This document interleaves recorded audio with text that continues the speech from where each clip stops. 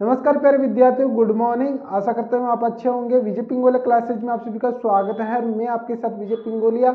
बात करते हैं यहाँ पर आज के जो है वो टॉपिक रहने वाला है शिशु नागवंश, और शिशु नागवंश के बारे में हम बात करेंगे कि यहाँ पर शिशु नागवंश या नागवंश जो है वो किस तरीके से यहाँ पर जो है वो यहाँ पर शासन किया है। इससे पहले बात करें, हमने यहाँ पर जो है वो हर्यक वंश की बात की थी, हर्यक वंश की, और यहाँ पर उसमें देखा था कि यहाँ पर जो है वो नाग दशक को यहाँ पर किसके द्वारा शिशुनाग यहाँ पर शिशुनाग के द्वारा जो है वो पराजित करके यहाँ पर जो है वो मगध की गद्दी किसने संभाली। यहाँ पर जो है वो शिशुनाग ने यहाँ पर जो है वो मगध साम्राज्य में नागवंश की स्थापना की।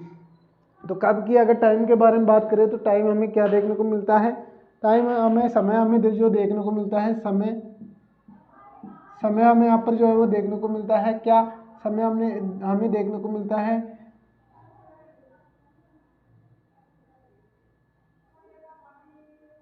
412 ईसा पूर्व से 344 ईसा पूर्व। क्या देखने को मिलती है 412 ईसा पूर्व से 344 ईसा पूर्व हमें जो है वो समय यहाँ पर देखने को मिलता है जो नागवंश का रहता है। इसमें काफ़ी शासक होते हैं, उनके द्वारा जो है वो अपने उत्तराधार जो है वो शासक जो काफ़ी देखने को मिलते हैं, वो यहाँ पर जो है वो शासन करते हैं। अगर इस वंश के शासक की बात करें तो नागवंश क्या, अगर शासक की बात करें, शासक देखिए यह है प्रमुख शासक की हम बात करते हैं तो पहला शासक हमें देखने को मिलता है शिशुनाग, जिसने यहाँ पर जो है वो किसकी संस्था यहाँ पर किस शिशुनाग वंश की स्थापना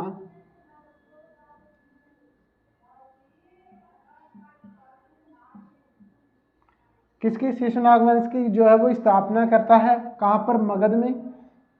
या संस्थापक इसे बोल सकते हो, क्या संस्थापक किसका, नागवंश का। इसके बाद में हमें कौन सा देखने को मिलता है, इसके बाद में हमें जो है वो कौन देखने को मिलता है, इसके बाद में शिशुनाग के बाद में हमें जो है वो देखने को मिलता है कालाशोक। क्या देखने को मिलता है, कालाशोक।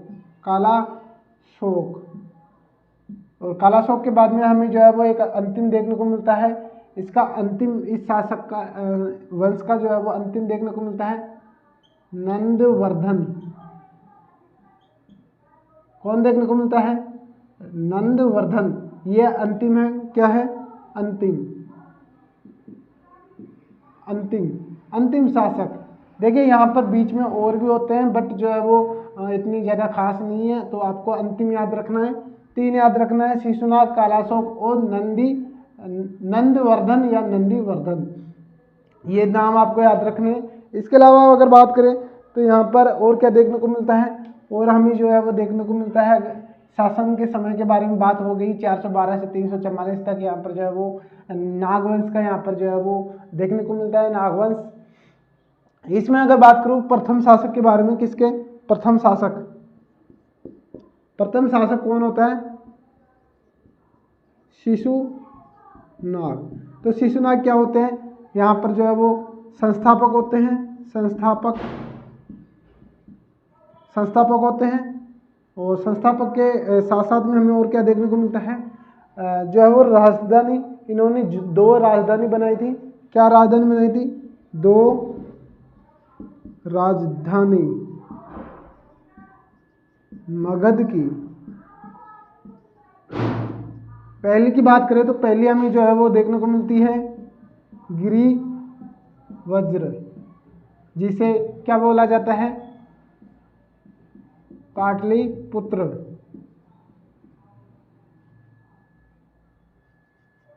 है ना। और इसके अलावा दूसरा हमें जो देखने को मिलता है वो देखने को मिलता है वैशाली। क्या देखने को मिलता है, वैशाली। तो 2 राजधानी हमें जो है वो यहाँ पर देखने को मिलती है, किसके द्वारा, शिशुनाग के द्वारा।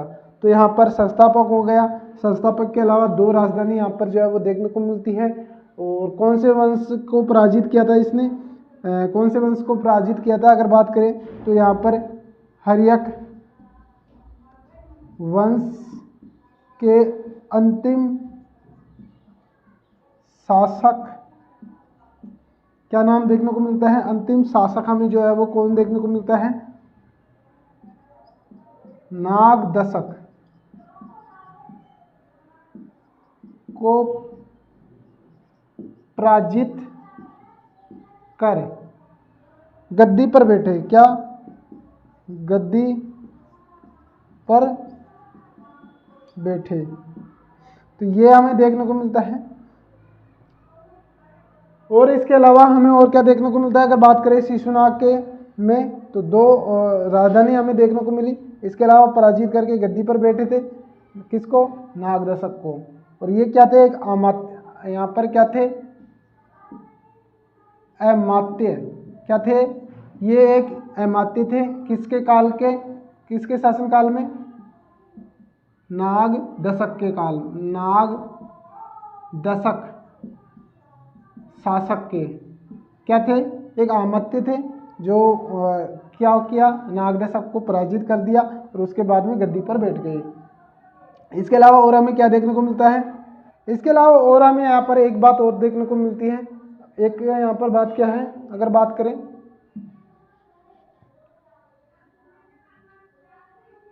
तो क्या देखने को मिलती है इसमें कि इनके द्वारा जो है वो क्या किया गया था? अवंती व वत्स को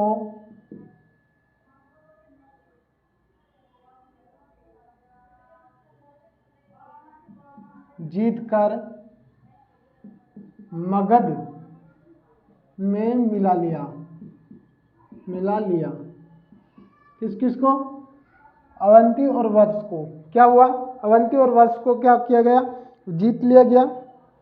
और जीतने के बाद में क्या किया? मगध में जो है वो क्या हुआ? इनका मिला दिया। तो ये बातें हमें देखने को मिलती है शिशु नागवंश में। और शिशु नागवंश में इन सभी के अलावा जो है वो आगे सेकंड शासन आता है। शासक कौन आता है? यहाँ पर सेकंड हमें देखने को मिलता है कालाशोक। और कालाशोक के द्वारा क्या क्या किया जाता है वो अब बात करते हैं। तो फिलहाल इसमें यही देखने को मिलता है। पहला अवंती, यहाँ पर जो है वो ये अमात्य थे नागदशक के शासक के। तो अमात्य से जो है वो क्या किया? इन्होंने जो है वो इनसे युद्ध किया, पराजय किया। और पराजय करने के बाद में जो है वो अपने नागवंश की यहाँ पर नींव डाली। नींव डालने के बाद में 2 राजधानी बनाई, गिरिवर्ज या पाटलिपुत्र, वैशाली। और हर्यक वंश के अंतिम शासक नागदशक को पराजित किया और यहाँ पर अवंती और वत्स को जीतकर मगध में मिला लिया। बस यही चीजें हमें देखने को मिलती है इसमें। अब बात करते हैं किसकी? हम बात करेंगे कालाशोक के बारे में।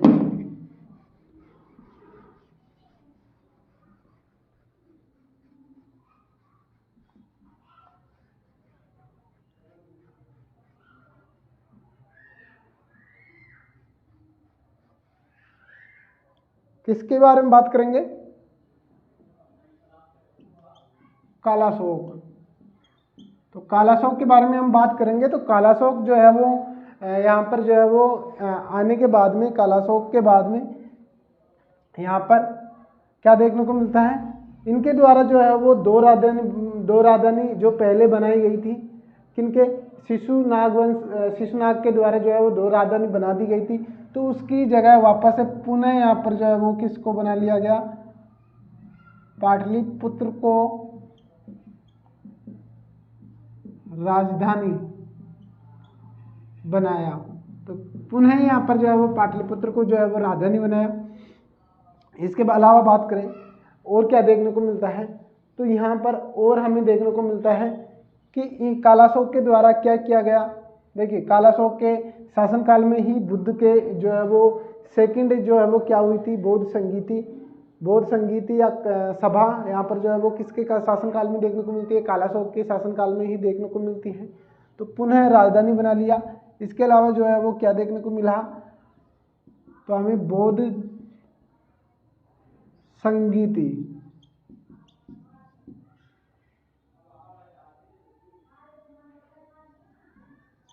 सेकंड आयोजित कब हुई थी अगर बात करें और कहाँ पर हुई, तो वैशाली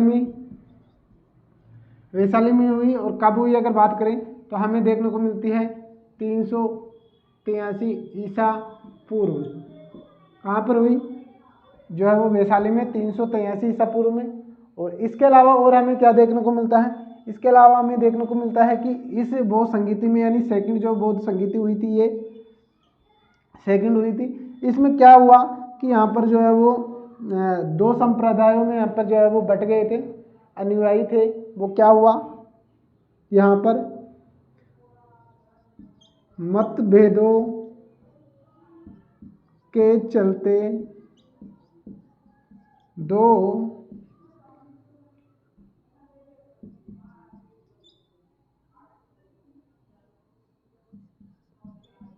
संप्रदायों में विभाजित हो गए।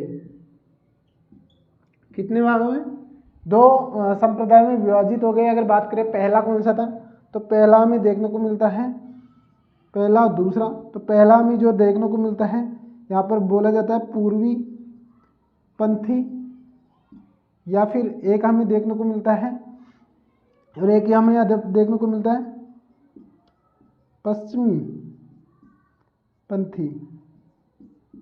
तो दो हमें देखने को मिलता है। पूर्वी पंथी को क्या कहा गया अगर बात करें, तो पूर्वी पंथी को हमें जो है वो देखने को मिलता है, क्या देखने को मिलता है, स्थवीर। क्या देखने को मिलता है, स्थवीर। और सेकंड हमें जो है वो क्या देखने को मिलता है, महासंधिक। क्या देखने को मिलता है, सेकंड हमें महासंधिक देखने को मिलता है। तो दो यहाँ पर जो है वो संप्रदाय देखने को मिलता है, पूर्वी पंथी या पश्चिमी पंथी, या फिर कह लो स्थवीर या फिर महासंधिक। इन दो नाम में यहाँ पर जो है वो बट गए थे। अगर बात करो कि स्थवीर क्या थे, स्थवीर जो थे वो 10शील सिद्धांतों, या फिर बोल सकते हो या नियमों को मानने वाले, ये तो नियमों को मानने वाले थे स्थविर। और यहाँ पर जो पश्चिमी पंथी या महासंधिक क्या थे, 10शील सिद्धांतों को परिवर्तन के साथ अपनाया। क्या किया, अपनाया। यानी इन्होंने तो जो है वो कट्टर ये थे, कट्टर जो है वो यहाँ पर बुद्ध के जो है वो नियम जो बने हुए थे, 10शील सिद्धांत, उनको मानने वाले थे। बट ये उनमें से कुछ को मानते थे, कुछ को नहीं, और यहाँ पर परिवर्तन के साथ में इनको मानते थे। तो ऐसे दो भागों में बट गए थे। तो किसमें, यहाँ पर द्वितीय बौद्ध संगीति में। राजधानी कहाँ पर हुई थी, वैशाली में। किसके काल में हुई थी, कालाशोक में। यह हम पहले भी बात कर लिए थे, जब बौद्ध धर्म के बारे में जो जानकारी दी थी उसमें भी हमने देख ली थी। तो ये हमें बातें देखने को मिलती हैं। इसके अलावा और हमें क्या देखने को मिलता है अगर बात करें, तो बौद्ध यहाँ पर कालाशोक के शासनकाल में ही क्या किया गया, जो है वो इसकी पत्नी अगर बात करें, इनका एक जो है वो क्या होता है, एक वो होता है क्या, एक इनका नाई होता है। माना जाता है कि इनका नाई की मृत्यु के बाद में जो है उसका बेटा आता है, और वो नाई ही होता है वो भी। तो उसका बेटा जो आता है वो अग्रसेन होता है। क्या होता है, अग्रसेन, उसका नाम होता है अग्रसेन। और उसकी जो है वो राजा की जो पत्नी, यानी कालाशोक की जो पत्नी है, या फिर बोलूँ जो है वो पटरानी महारानी, इसके साथ में जो है वो प्रेम प्रसंग यहाँ पर जो है वो संबंध देखने को मिलते हैं। और उसके चलते जो है वो रानी के सहयोग से जो है वो कालाशोक की मृत्यु करवा दी जाती है। दोनों मिलके जो है वो मृत्यु कर देते हैं। और उसके बाद में अगर बात करें, तो यहाँ पर हमें देखने को मिलता है कि दोनों के द्वारा यहाँ पर मृत्यु के बाद में जो है वो यहाँ पर इनके पुत्रों के पास में शासन यहाँ पर चला जाता है। तो देखिए सभी पहले ये नोट डाउन कर लीजिएगा आप, और इसके बाद में चलिए अब बातें करते हैं।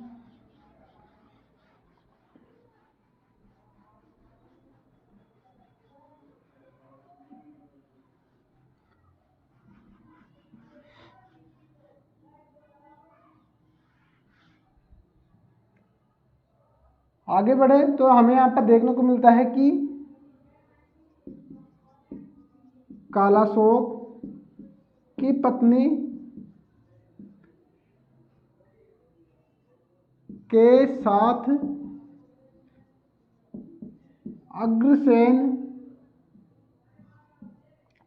अग्रसेन के साथ में क्या थे? प्रेम संबंध। क्या देखने को मिलता है? प्रेम संबंध हमें देखने को मिलता है। किसके साथ में? जो है वो राजा की पत्नी के साथ में, जिसे पटरानी या महारानी जो भी बोलो, उसके साथ में प्रेम संबंध हमें देखने को मिलता है। और रानी के साथ मिलकर कालाशोक की मृत्यु कर देता है। देखिए, रानी से मिलके जो है वो राजा की जो है वो मृत्यु का जो है वो मार दिया जाता है। और इसके बाद में जो है वो क्या होता है, जो 10 पुत्र थे, क्या 10 पुत्र बाद में शासन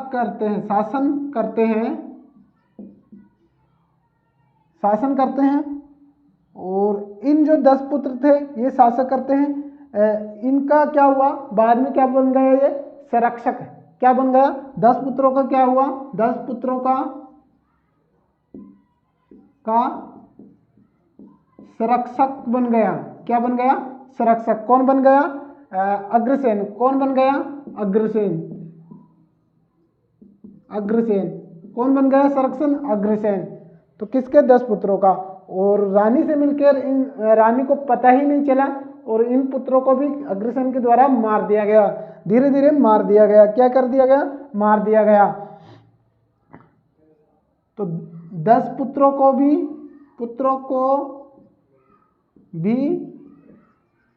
धीरे धीरे मार दिया गया। तो इनको भी यहाँ पर जो है वो मार दिया गया। किसके द्वारा? अग्रसेन के द्वारा। और इसके बाद में जो है वो पत्नी को भी यहाँ पर जो है वो रानी को भी मार दिया।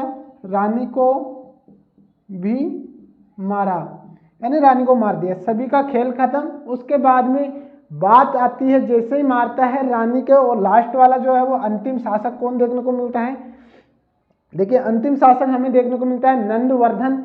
और उनको मारने के बाद में जो है वो नंद वंश की स्थापना या नंद वंश की नींव डालता है। किसमें? मगध साम्राज्य में। तो मगध साम्राज्य में नंद वंश की नींव कब डालता है? अगर बात करें तो यहाँ पर किसको मार के? नंदवर्धन को मार के। तो चलिए यहाँ तक लिख लीजिएगा।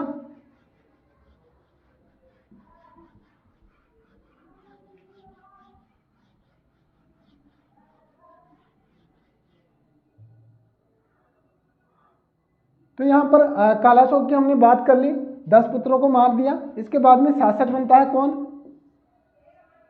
नंदवर्धन। नंदवर्धन जो है वो अंतिम शासक होता है। क्या होता है? अंतिम शासक। क्या होता है? अंतिम शासक होता है। किसका? शिशुनाग वंश का। और इसको भी क्या होता है? किसके द्वारा मार दिया गया? बात की थी हमने, अंतिम जो शासक था, अंतिम जो पुत्र था, उसको मार दिया था। किसके द्वारा? अग्रसेन। अग्रसेन के द्वारा मारा गया। देखिए, ये हो गया, मार दिया गया। और माना जाता है कि पुराणों में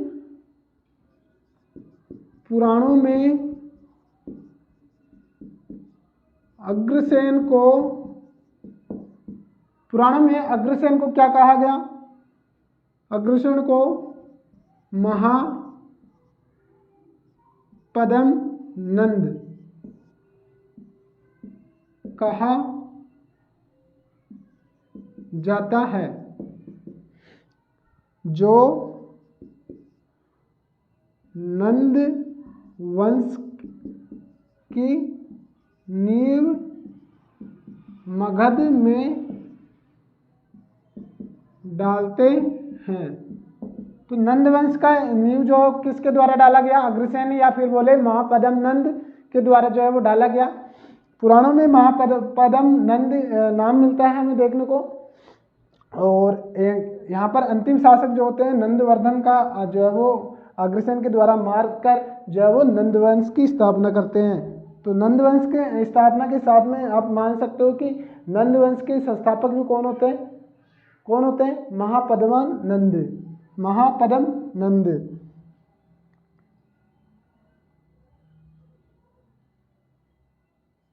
महापद्म नंद के द्वारा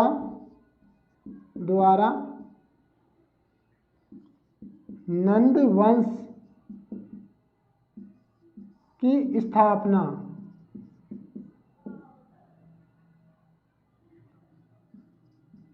मगध में।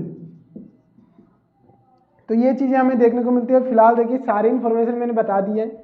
यहाँ पर नंदवंश के नंदवर्धन के बारे में बता दिया। इसके अंतिम जो मारने वाला कौन था? अग्रसेन। अग्रसेन को जो है वो पुराणों में क्या कहा गया? महापद्म नंद कहा गया। और जो है वो ये नंदवंश की जो है वो नींव किसके द्वारा डाली गई थी? यहाँ पर अग्रसेन के द्वारा। अग्रसेन या फिर महापद्म नंद बोल सकते हो। किसकी मृत्यु करके? नंदवर्धन की मृत्यु कर मारकर और महापद्म नंद के द्वारा नंदवंश की स्थापना की गई, या संस्थापक बोल सकते हो। संस्थापक कौन हो गया? महापद्म नंद। तो फिलहाल यही यहाँ पर जो है वो देखने को मिलता है नागवंश में। आई होप आपको समझ में आ चुका होगा। और वीडियो अच्छा लगा तो नीचे कमेंट बॉक्स कमेंट करके जरूर बताया करो। और यहाँ तक एंड तक वीडियो को देखने के लिए सभी साथियों को धन्यवाद। फिर मिलते हैं कल। यहाँ पर जो है वो बात करेंगे, किसकी बात करेंगे? कल हम बात करेंगे यहाँ पर नंदवंश की। किसकी? नंदवंश। तो नंदवंश की हम बात करेंगे, आगे कंटिन्यू करेंगे। तो फिलहाल सभी से आज्ञा लेता हूँ, वीडियो को एंड करता हूँ। सभी का धन्यवाद।